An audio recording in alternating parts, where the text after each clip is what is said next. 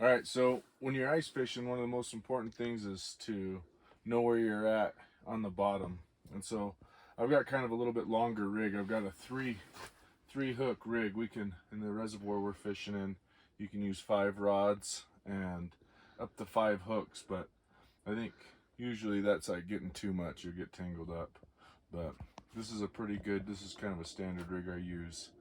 And so um, you'll start by dropping down in, and you kind of let everything start going. And I've got this little spring on the end to give me a little extra sensitivity, but it makes it a little more difficult to actually let the line out. So kind of make sure you're doing good line management so you're not getting tangles. And kind of sit there and just slowly feed that line down.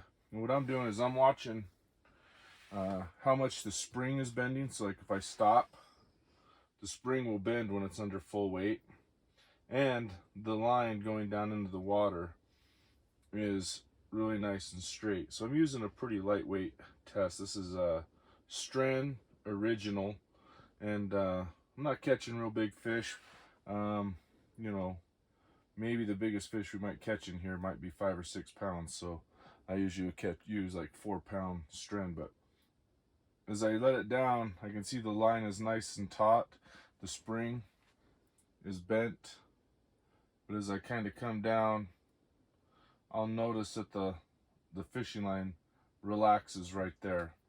It's a little bit harder to see, but this is a super light rig, and I like working with these lighter rigs. And so then I reel down. I know with one revolution, one full crank of the handle, that pulls my rig up 2 feet. So now I know that